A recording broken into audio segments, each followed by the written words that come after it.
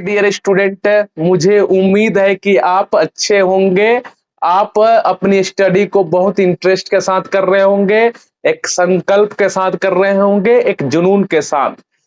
अच्छा, अगर आप वीडियो को पहली बार देख रहे हैं तो पहले चैनल को सब्सक्राइब कर दें और वीडियो को लाइक करें एंड ज्यादा से ज्यादा शेयर करें अपने दोस्तों के साथ। आज इस लेक्चर में हम स्टडी करने वाले हैं Newton second law. Newton second law होता क्या है? अगर हम किसी ऑब्जेक्ट को एक्सेलरेट कराना है, इस ऑब्जेक्ट को एक्सेलरेट कराना है तो हमें क्या करना पड़ेगा? इस पे फोर्स लगाना पड़ेगा।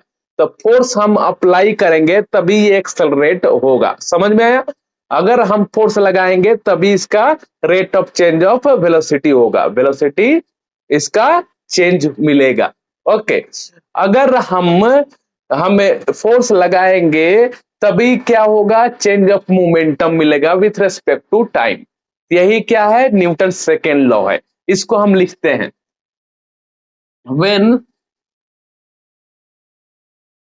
when force applied on object on body, it's produce acceleration. Okay, when force applied, external force on body, it's produce acceleration. Okay, जब आप फोर्स अप्लाइड करोगे किसी बॉडी पे, ठीक ना, तो क्या पड़ेगा? इट्स एक्सेलरेशन प्रोड्यूस मिलेगा। अच्छा, और भी हम क्या डिफाइन कर सकते हैं? The rate of change of momentum is directly proportional to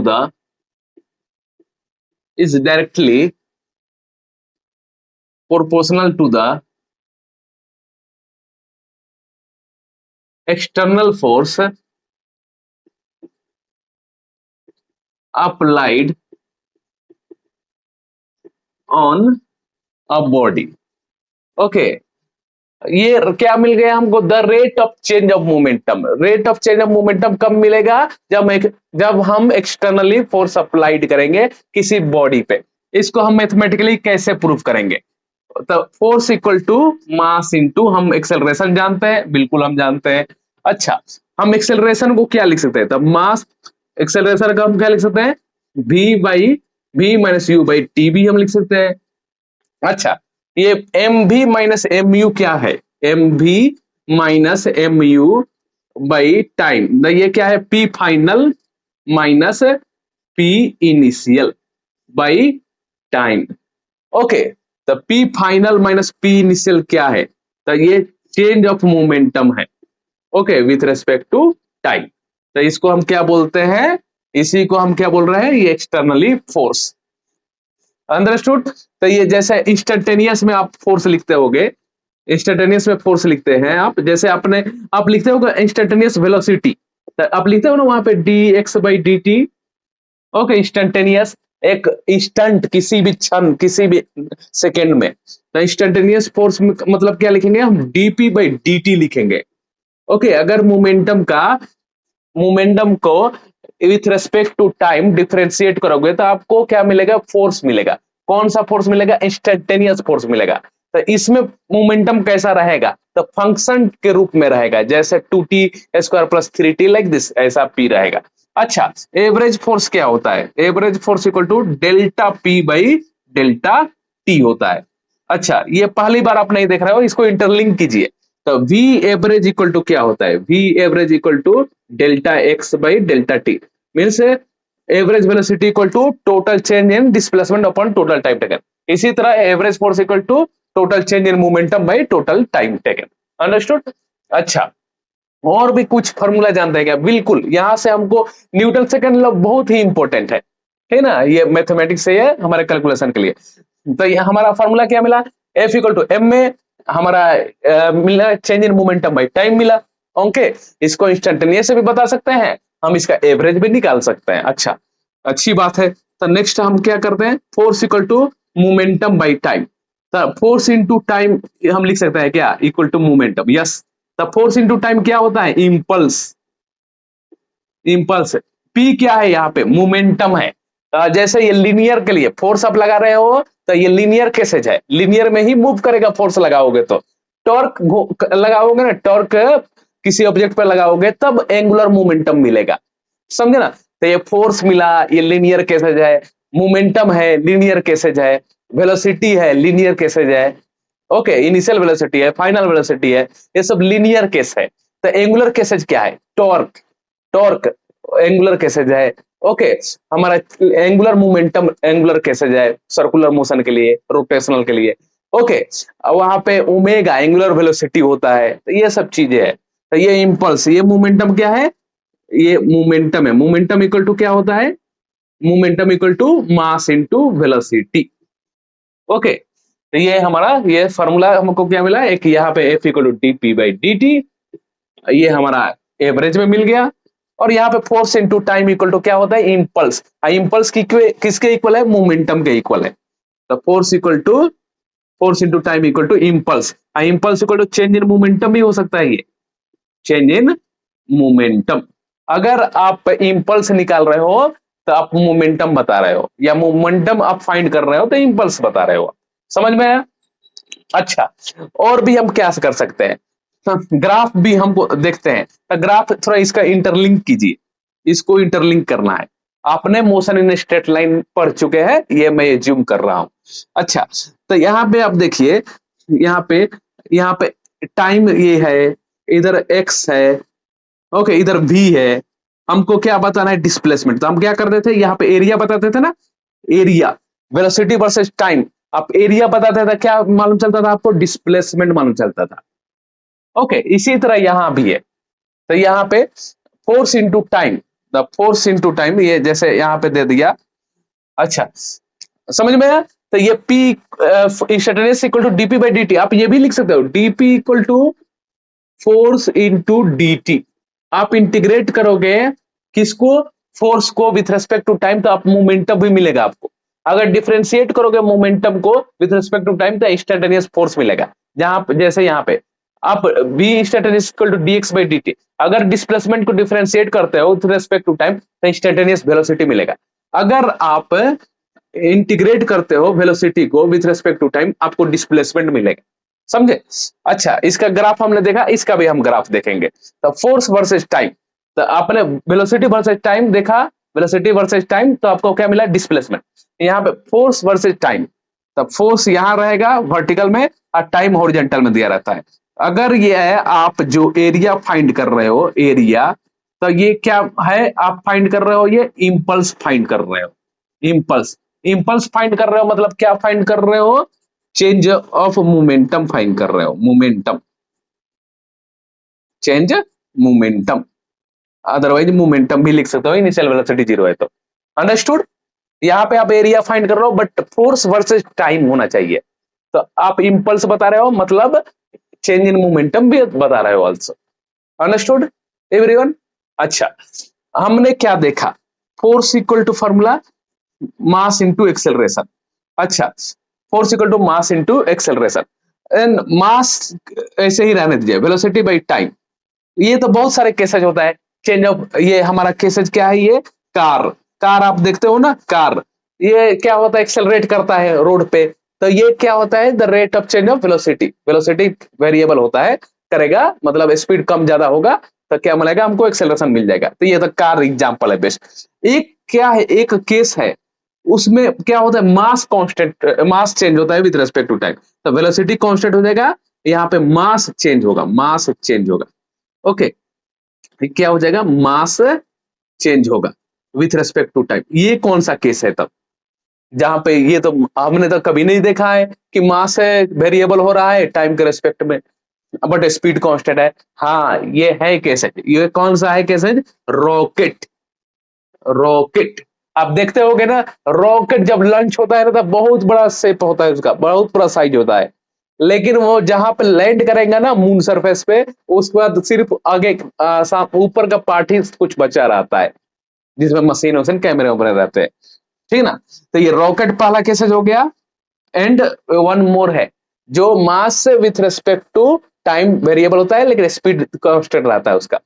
okay, जब आप देखते हो ना, ये हमारा पाइप के थ्रू हम पानी को निकालते हैं बाहर, तो थिक पाइप, थिन पाइप रहता है, तो उसमें क्या होता है, पाइप में देखिएगा लिखा रहता है क्वेश्चन में कि इतना KG 2 kg per second water आ रहा है outside with speed of 10 metre per second. तो क्या है, वह यही है फॉर्मूला। ओके, तो एक वन है, वन मोर कहां पे यूज है, तो pipe. Okay, then water through pipe, through jet pipe anything. Okay, तो उसमें देखिएगा क्या लिखा रहता है, उसमें क्वेश्चन में ही लिखा रहेगा ये केजी पर सेकेंड, हियर केजी पर सेकेंड, यहाँ लिखा रहेगा मीटर पर सेकेंड। तो 2 kg per second, 1 kg per second, 10 metre per second, 20 metre per second, वो यही से होगा।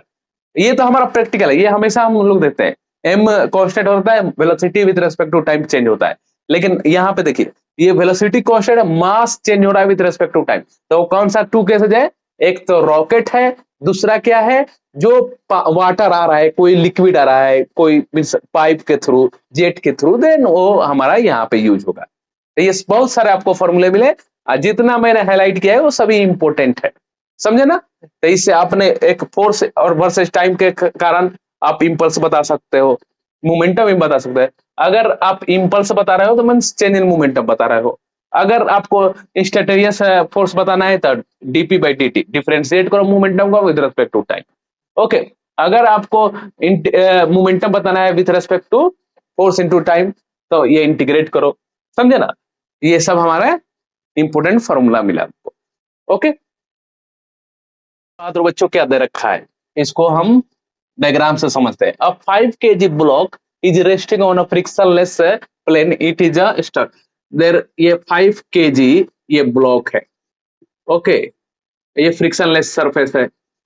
अच्छा, उसके बाद क्या कर रहा है, ये एक पाइप के थ्रू क्या कर रहा है, वाटर आउटसाइड आ रहा है, तो मतलब ये एक पाइप है और यहां से 3 kg पर सेकेंड आ रहा है, तो यहां से वाटर कितना आ रहा है, 3 kg पर सेकेंड। मीन्स क्या है, ये एम बाई टी है, एम बाई टी वैल्यू है। अच्छा, उसके बाद स्पीड क्या है, 4 मीटर पर सेकेंड है, 4 मीटर पर सेकेंड। अब एक्सेलरेशन कितना हो रहा है, तो एक्सेलरेशन इक्वल टू हम क्या जान रहे हैं, acceleration equal to force by mass. ये किस पे गिर रहा है, तो 5 kg पे, तो 5 kg डाउन साइड चल गया। अब फोर्स इक्वल टू हम क्या जानते हैं, अभी हमने फॉर्मूला लिखा था, तो क्या है इसमें, स्पीड कांस्टेंट और मास बाई टाइम। ओके, क्यों, क्योंकि ये v माइनस यू, ये v हमने क्या लिखा था, dm बाई dt लिखा था ना, और v तो वही चीज है यहाँ पे। तो ये स्पीड क्या है हमारा, स्पीड दे रखा है 4, और मास कितना निकल रहा है पर सेकेंड, तो ये हमारा वैल्यू है 3 बाई 5। अब ये क्या बना, 12/5, इसने इसको मार दिया, 2 ये हमारा 2 हो गया, 5 4 जा 2.4, और ये क्या फाइंड कर रहा है, acceleration metre per second square, answer आ जाएगा इस पर। अच्छा, इसको देखिए, ये क्या कह रहा है, अब फोर्स है, ये 6I माइनस ये सब वैल्यू दे रखा है, एक्सेलरेशन भी दे रखा है, मास पूछ रहा है। हम क्या जानते हैं formula, force equal to mass into acceleration, then x mass equal to force by acceleration.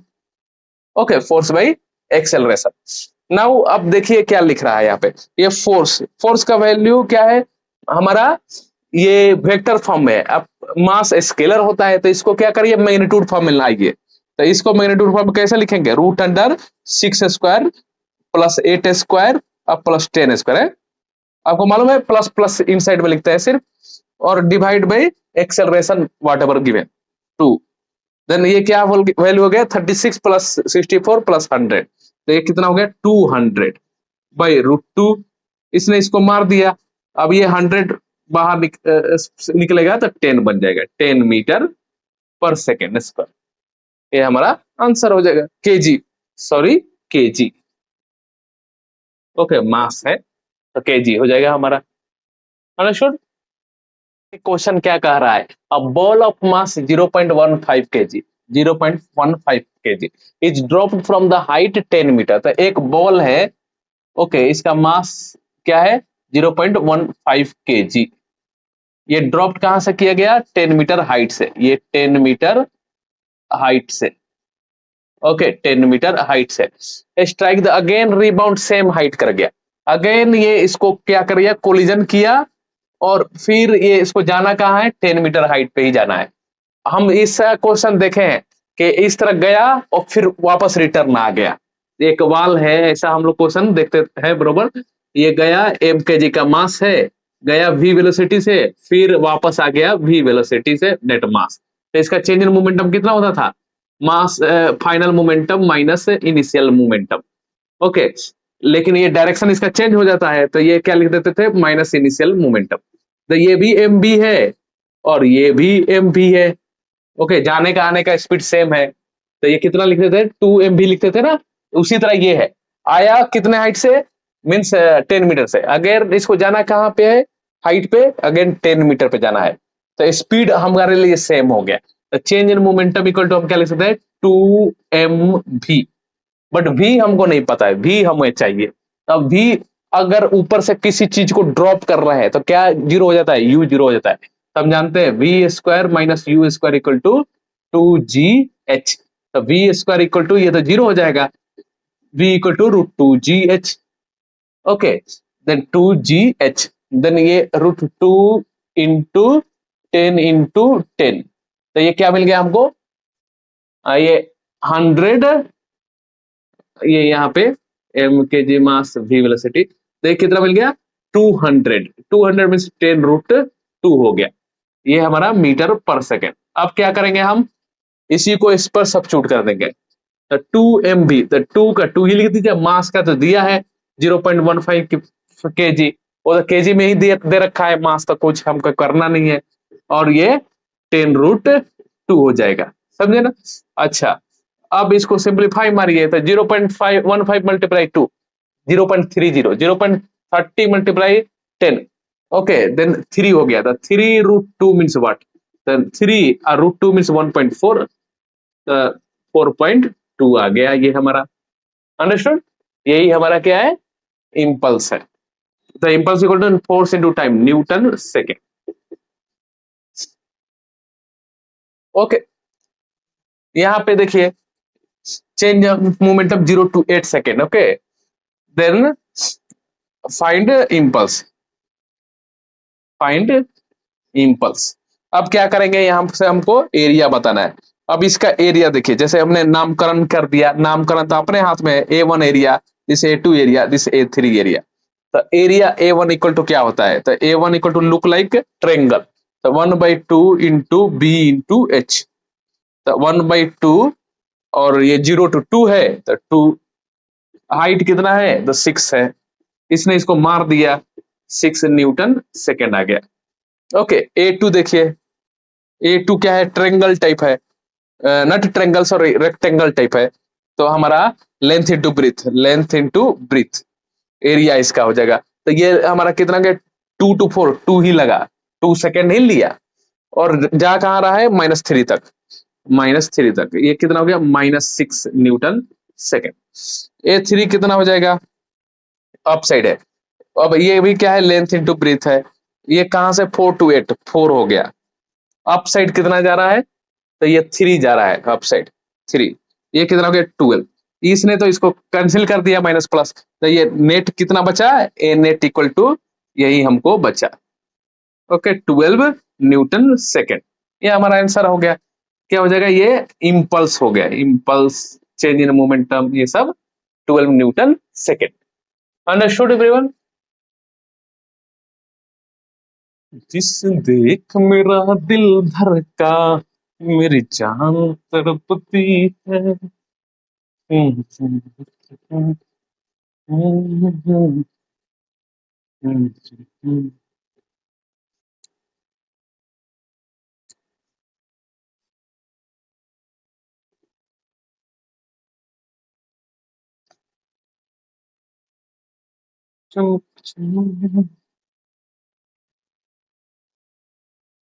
तू ही मेरा रब है, ओके। यार देखते हैं इसको, क्वेश्चन को सॉल्व कीजिए। तो ये जैसे मोमेंटम दे रखा है यहाँ पे, okay, 2t cube minus 12 minus T square plus 10। Okay, ये मोमेंटम है। मोमेंटम क्या होता है? Mass into velocity, KG metre per second. Find force at T equal to 2 second. इसको कैसे करेंगे हम लोग? तो हम जानते हैं force equal to DP by D T. इसको क्या करेंगे, यहाँ पर सब्स्टिट्यूट करें, बी पी का value 2t³ minus T square plus 10 by D T. इसको डिफ्रेंशिएट करेंगे तो 2 और ये टी क्यू का क्या होता है 3t² 3t² माइनस इसका कितना हो जाएगा 2t हो जाएगा। ओके, इसका तो 0 हो जाएगा, आपको पता है। इसको सिंप्लीफाई करेंगे तो 6t² माइनस 2t। अब ये कहां पे पूछ रहा है 2 सेकेंड पे, तो वहां पर रखिए 6 इंटू 2² माइनस 2 इंटू 2। तो ये कितना हो गया 2 to the 4, 4 से 24 माइनस 4 20 मिल गया। 20 हमारा न्यूटन आ गया आंसर। इसी तरह एक और क्वेश्चन कीजिए। अगर फोर्स दे रखा है 3t² plus 2t minus 4 newton, find okay find momentum at T equal to 2 second. कैसे करेंगे? फॉर्मूले लिखिए पहले। हम क्या जानते हैं, force equal to DP by D t. Dp equal to force into d t. Integration इसको कीजिए। ओके, इंटीग्रेशन तो फोर्स की जगह पर ये रखिए 3t² प्लस 2t² माइनस 4 और ये dt का इंटीग्रेशन। तो हमारा कितना हो गया 3t³ by 3 plus 2t³ by कितना हो गया, ये भी हमारा 3 हो गया, अब माइनस 4t हो गया। अब इसने इसको मारा। अब यहाँ पे टी क्यू को सब्स्टिट्यूट कीजिए, तो टी क्यू क्या है 2 क्यूब। ओके, 2 क्यूब हो गया और यहाँ पे प्लस 2/3 और ये कितना है 2 क्यूब। तो 2 का क्यूब लगा दीजिए माइनस 4 इंटू 2। अब इसको और सिंप्लीफाई कीजिए, 2 to the 4 8 minus 8 plus 2/3 into ये कितना हो गया 2 to the 4 8। इसने इसको मार दिया 16/3 कितना हो गया 5.3। ये आंसर हमारा आ गया। तो इस तरह से आपको करना है क्वेश्चन।